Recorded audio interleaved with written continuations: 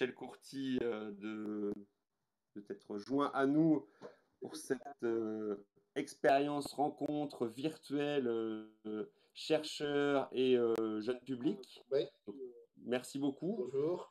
Donc, du coup, on va vite rentrer dans le vif du sujet parce qu'on est déjà en retard et qu'on aimerait bien avoir la liberté d'échanger avec les gens qui sont parmi nous. Donc, est-ce que tu peux nous dire comment on devient professeur passionné de sciences et qu'est-ce que tu fais de l'ensemble de tes journées avant de rentrer dans le vif du sujet et tes recherches? Donc maintenant, tu peux nous dire qu'est-ce que tu Bonjour. fais dans ta vie de tous les jours en tant que chercheur, en tant qu'être humain ici sur cette terre? Donc, je suis professeur à l'université et universitaire, en fait, on dit souvent enseignant-chercheur parce qu'en fait, c'est un travail multitâche.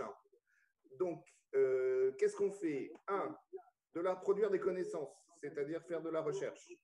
Moi, je suis dans un laboratoire de physique fondamentale où on fait de la physique quantique et je m'intéresse aux limites ultimes dans les expériences de grande sensibilité. Deux, on fait de l'enseignement, puisque ça s'appelle professeur. Donc, au niveau de l'enseignement, j'enseigne à tous les niveaux d'université. Alors, pas forcément tous les ans à tous les niveaux, mais là, ces derniers temps, j'enseigne beaucoup sur les premières années, sur le premier cours de physique que les étudiants ont quand ils arrivent à l'université. Et puis, j'enseigne aussi pour des étudiants qui ont envie de devenir professeurs des écoles. Et donc, je fais un cours de physique pour non-physiciens et même de physique pour non-scientifiques, puisque cette année, donc c'est avec un collègue mathématicien, on avait des étudiants qui venaient d'histoire.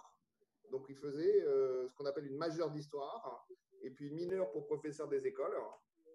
Donc, c'était des étudiants qui avaient fait un bac littéraire. Et l'idée, le vrai enjeu, c'était qu'est-ce qu'on peut leur faire comme science. Et ben, le truc, c'est que vous allez voir un peu ce que je fais. Ce qui compte, c'est la mise en pratique. En fait, c'est vraiment de faire des choses. Ensuite, après, on a tous un peu des spécificités. Donc, je suis aussi depuis 10 ans chargé de mission pour la communication scientifique à l'Institut de physique du CNRS.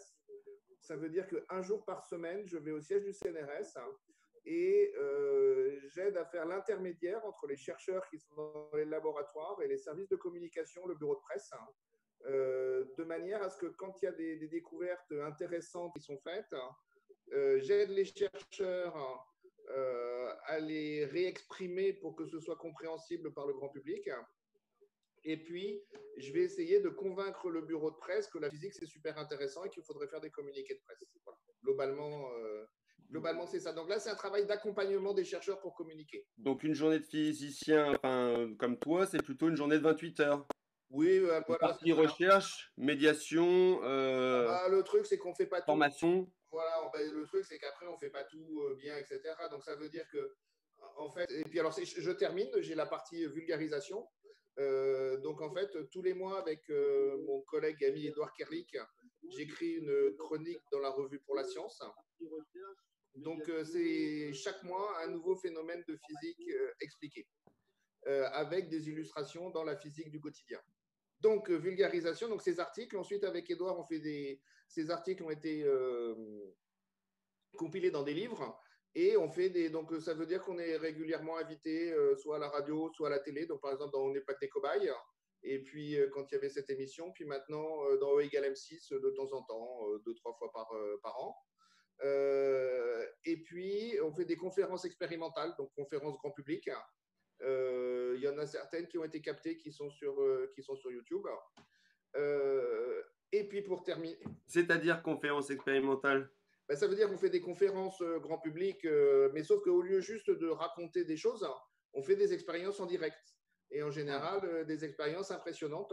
On essaye de faire des choses un petit peu spectaculaires. Donc c'est à moitié entre la conférence et le spectacle. Donc ça Comme, permet, comme un peu un Soda Science, l'effet waouh. On espère ouais, qu'on aura le voilà. droit à un effet waouh. Donc, par exemple, dans celle qui tournait, on en a une où, par exemple, on fait des ronds de fumée géants. Voilà. La dernière qu'on fait, on avait une caméra de thermographie infrarouge. Donc, ça, c'est assez passionnant de pouvoir visualiser la température, etc. Et donc, voilà, on fait ça en direct.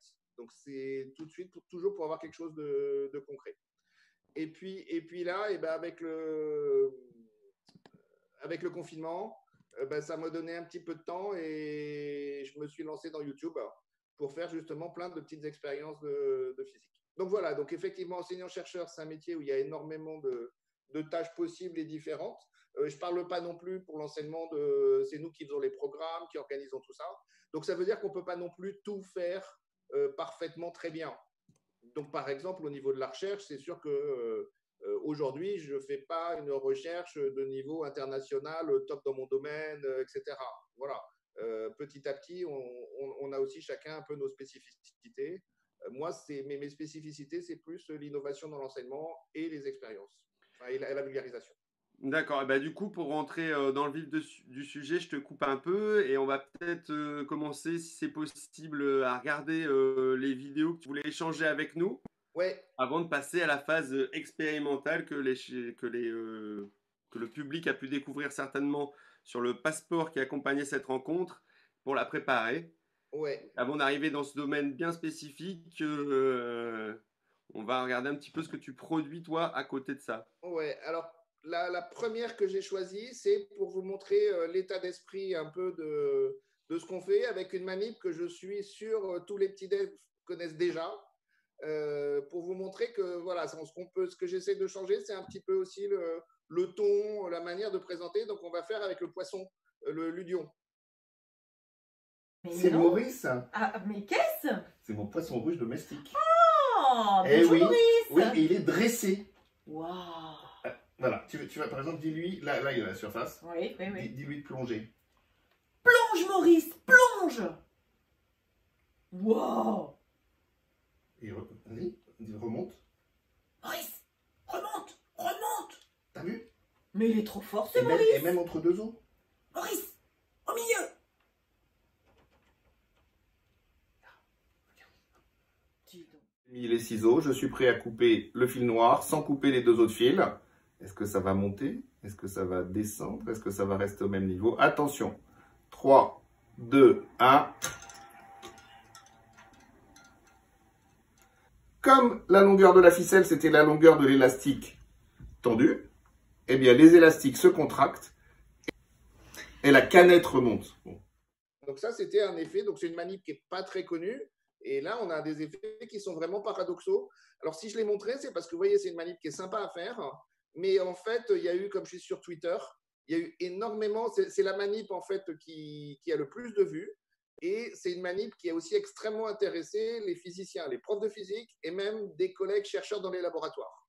Donc c'est ça qui est sympa avec ces manips de physique, c'est que des manips de physique a priori toutes simples, qu'on peut faire à la maison et qui sont vraiment à la portée dès l'école élémentaire et puis le collège, eh bien, ça peut être intéressant même à des niveaux très avancés pour comprendre de la physique. Et donc celle-là, d'ailleurs, l'article qui vient de sortir dans la revue pour la science, c'est pour l'explication de cette expérience et en plus pour expliquer en fait que c'est l'analogue de système de circulation routière et en fait on peut réussir à améliorer la circulation en coupant des rues. Et ça, c'est un résultat mathématique qui est connu depuis les années 60, que des gens ont observé dans les villes, que des fois, quand on coupe la circulation quelque part, ça améliore la circulation partout ailleurs. Pourquoi? Parce que tous les gens, quand vous avez un endroit qui est très passant, tous les gens s'y précipitent. Et donc, à ce moment-là, ça fait un bouchon à cet endroit-là. Et les gens vont pas ils prennent pas des chemins qui seraient un petit peu plus longs, mais qui seraient à côté. Et donc, si on coupe la rue où tout le monde veut passer, eh ben, les gens ils se répartissent partout dans le réseau. Au lieu de vouloir aller tous au même endroit, ils vont se répartir et ça va améliorer la circulation. Voilà. Donc ça, c'est un des exemples. Du coup, moi, je testerai tout de suite après. Je couperai la circulation en bas de chez moi et je verrai si je me sens Oui, mieux ou alors pas. c'est pas dans tous les coups. Hein. Des fois, Ah mince, faut que c'est les pas n'importe conditions où, soient quoi. particulières. Hein. En fait, la plupart du temps, quand on coupe la circulation, c'est problématique. Mais en revanche, ce qui est intéressant, c'est que dans une ville, en fait, c'est très compliqué à analyser et il faut soit faire l'expérience, soit faire des simulations très, très complexes. Alors ensuite, dans les vidéos, il y en a une que je voulais vous montrer, mais qui était sur du son. Donc là, on ne va pas pouvoir la montrer. Ça va être plus compliqué. C'est plus compliqué. À moins qu'on trouve un musicien parmi nous pour la simuler. Non. Mais une qui est intéressante, en fait, c'est une manip que je vais vous refaire tout de suite. Et puis après, on pourra voir la vidéo pour mieux la voir. Donc, j'ai mon petit dispositif expérimental ici. Et je ne sais pas si vous avez vu, j'ai une canette de soda. Quand on prend une canette de soda, donc là, j'ai ma réserve. Vous avez vu, j'ai ma réserve de canettes pour faire les expériences. Là, je ne sais pas si ça se voit. Si ça Donc, matériel hyper complexe dans ce laboratoire, un bureau entier de canettes. Voilà, chaque fois que je bois une canette, je la garde parce que ça sert pour faire plein de manips. Donc, si je prends une canette qui est vide et que je la pose sur la tranche, elle bascule. Normalement, oui. Si je prends une canette qui est pleine, elle bascule aussi. Maintenant, regardez cette canette, je la pose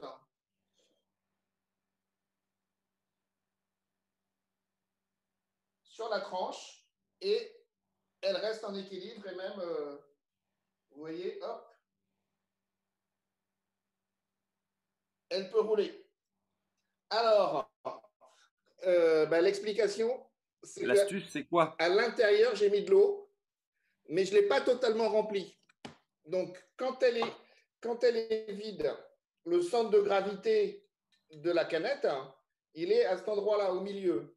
Et donc, c'est comme quand on est penché, si notre centre de gravité n'est pas au-dessus des pieds, on tombe. Quand la canette elle est pleine, c'est la même chose. Le centre, c'est ici, ça bascule. En revanche, quand je mets de l'eau, c'est très lourd ici. Et donc, en fait, le centre de gravité va se retrouver au-dessus du petit pied. Si vous voulez, maintenant passer la vidéo. Ici, et ben en fait, il y a de l'eau juste sur le fond. Donc, le centre de gravité, il est pile à cet endroit-là. Voilà. Vous pouvez faire l'expérience en partant d'une canette vide, puis vous mettez un petit peu d'eau, puis un petit peu plus, etc. pour regarder quand est-ce que ça tient, quand est-ce que ça ne tient pas. Voilà. Et puis après, donc, un nouveau défi, un nouveau challenge à se lancer. Et vous pouvez aussi essayer de le faire, au lieu de mettre de l'eau, de mettre du sable. Et regarder qu'est-ce que ça change. Est-ce qu'avec le sable, c'est plus facile, c'est plus compliqué? Est-ce qu'il faut mettre plus de sable? Est-ce qu'il faut mettre moins de sable? Donc voilà, nouveau défi, défi canette.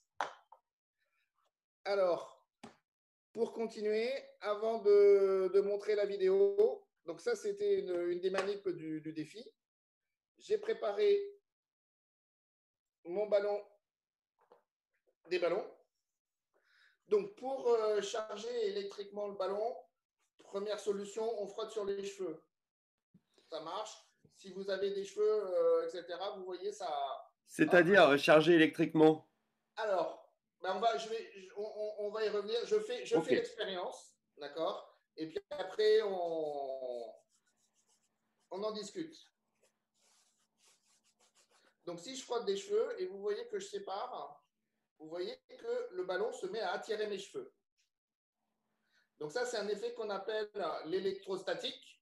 Ça veut dire quoi? Ça veut dire que l'électricité, donc le courant électrique qui passe dans des fils, en fait, c'est le déplacement d'électrons, des petites particules qui se baladent dans les fils.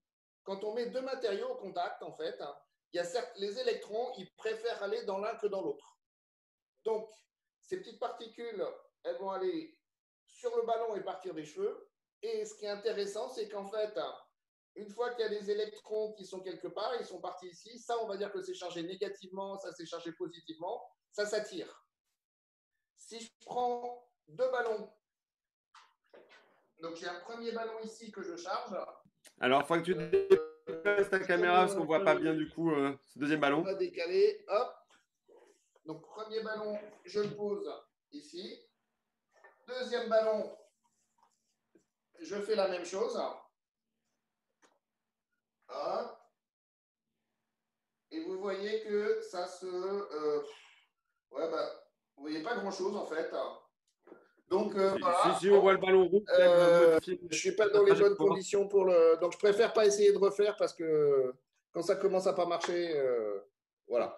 Donc, en gros, quand on charge les deux ballons, si on les soutient par des fils, en fait, les deux ballons vont se repousser. Ça, c'est une loi de l'électrostatique, c'est que quand on a des mêmes charges, ça se repousse. Et ben, en fait, le mieux, c'est que chacun essayera chez soi. Chacun essaiera. Le mieux, c'est de suspendre les ballons à des ficelles, en fait. Et alors, ensuite, ce qu'on peut faire... Donc, ce qu'il faut savoir, c'est que quand j'ai mes électrons, ils repoussent les autres électrons. Alors maintenant, si je prends une petite ma canette qui est ici, je la pose là. Alors, toujours tourner la caméra du coup. Oui, oui, oui, oui. Hop. Voilà, elle est là. Je frotte.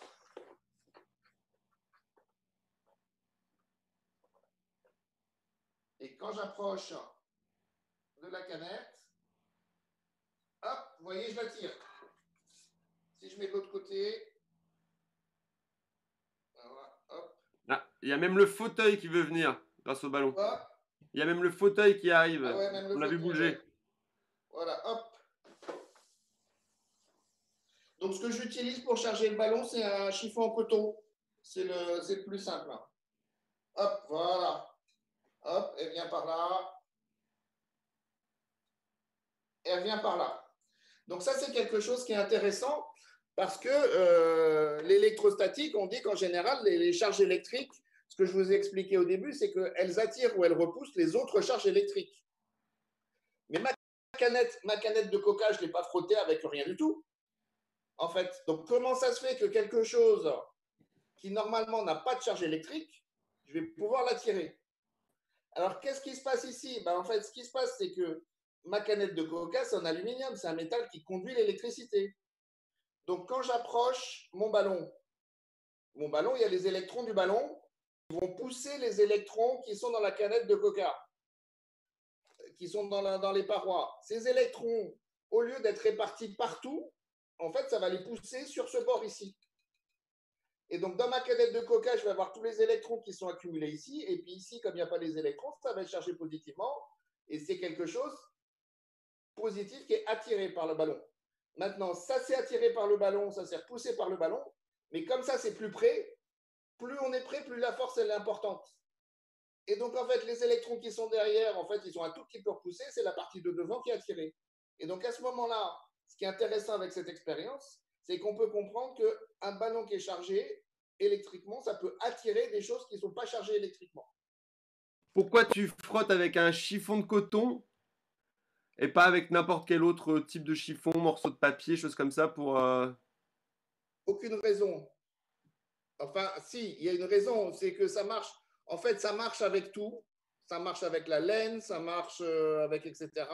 Et selon les matériaux, il y a des matériaux qui aiment plus ou moins les électrons ou qui aiment plus ou moins les données.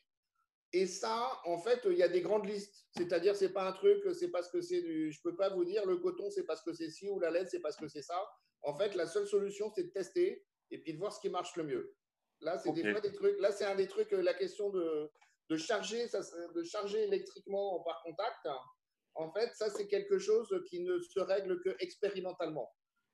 On n'a pas la théorie qui dit c'est ce matériau parce que ci ou c'est ce matériau parce que ça. On a quelques idées pour savoir les grandes familles, mais en fait, la seule solution, c'est de soit vous regardez sur Wikipédia ou sur machin, il y a une liste de tous les matériaux, et puis vous savez que quand vous avez, c'est une sorte de grande échelle, et quand il y a un matériau qui est au-dessus de l'autre, celui-là, il va prendre les électrons de celui-là. S'ils sont proches, il prend un petit peu d'électrons. S'ils sont loin, il en prend plus. Voilà. Donc, bon, on expérimente, on teste, chacun de son côté, on classe. Moi, d'expérience, l'avantage, c'est que... alors, là, c'est une raison qui est pratique. C'est-à-dire, qu'est-ce que vous avez à la maison comme tissu de manière que vous pouvez prendre facilement. En fait, les deux tissus qui marchent bien, c'est soit le coton, soit la laine. Les matériaux synthétiques, ça marche moins bien. Et ensuite, si vous voulez de la laine, en général, on n'a pas de truc en laine, ou alors il faut trouver une écharpe, puis là, c'est l'été, ou un bonnet, ou un truc comme ça. Ou un mouton. Voilà. Alors qu'en fait, un mouchoir en coton, ou un torchon à la cuisine, ou une serviette, le coton, ça se trouve super, super facilement, en fait. Et puis là, quand on tient, il n'y en a pas partout. Et voilà, ça marche vraiment super bien. Et si vous le faites chez vous, à partir d'un certain moment, on peut entendre des petits crépitements. Quand ça commence à être vraiment chargé, c'est parce que ça fait des petites étincelles, en fait, entre le coton et le ballon. Donc, si on est dans le noir, on peut voir ces étincelles? Non. Il faudra que j'essaye avec un ballon transparent, parce que le truc, c'est que les étincelles, elles sont entre le ballon et le torchon. Et donc, on ne les voit pas puisqu'elles sont... c'est entre les deux. D'accord. Ça se passe au niveau des surfaces. Donc, ça nous amène au sel et au poivre. Donc là, on peut passer la vidéo poivre. Alors regarde, tac, j'approche le ballon du poivre. T'entends? Et là, on voit très bien tous les grains de poivre qui montent et qui se mettent à la surface du ballon. Donc c'est pour ça que quand vous faites cette expérience, bah, c'est mieux de prendre un ballon de couleur claire pour bien voir le poivre. Voilà. Et donc, il se passe la même chose. Le poivre, il n'est pas chargé électriquement au début, mais il se passe la même chose qu'avec la canette. En fait, ça fait la présence du ballon, ça fait bouger les électrons dans les grains de poivre et hop, ça permet de les attirer. Donc la question que tout le monde se pose, c'est est-ce que si je renverse du sel et du poivre sur la table, j'arrive à séparer le tout et récupérer le poivre d'un côté et le sel de l'autre? Et ben donc, on a la manip. Donc là, sel et poivre, manip, sel et poivre. Attention.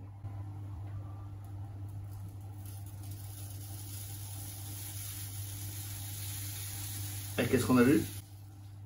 Tout le poivre est parti. Ça, c'est une manip qui se fait à sec. Et puis, si c'est vraiment mélangé, ça ne va pas être très facile.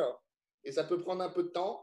La meilleure solution, quand même, pour séparer le sel et le poivre, c'est avec un petit peu d'eau. On dissout le sel. Qu'on refait sécher après par la suite, du coup. Voilà. Mais il faut faire sécher. Là, c'est la manip qu'on peut faire à sec. Mais la manip la plus efficace, c'est quand même, on met dans de l'eau, on fait passer au filtre à café, de manière à récupérer le poivre en filtrant, et on récupère l'eau salée qu'on va faire évaporer. Très bien. Du coup, est-ce que tu avais une autre vidéo à nous présenter avant qu'on... Non, j'ai pas d'autres vidéos. C'est juste pour vous dire qu'en fait, les ballons de baudruche, c'est vraiment super pour faire plein de choses. Donc, en particulier, il y aura le lien YouTube d'une petite compile que j'ai faite avec 7 expériences différentes qu'on peut faire avec un ballon de baudruche. On les mettra du coup. On les mettrait parce que le ballon de baudruche, on peut le percer, on peut faire un coussin de fakir. Il y a une méthode pour mettre une bougie et qu'il n'explose pas. Enfin, voilà, il y a plein de trucs sympas à faire. Du coup, bon, on va stopper là la partie YouTube. On va remercier les gens. Du coup, on dit au revoir aux gens sur YouTube. On me dit quand c'est bon. Et à tout de suite.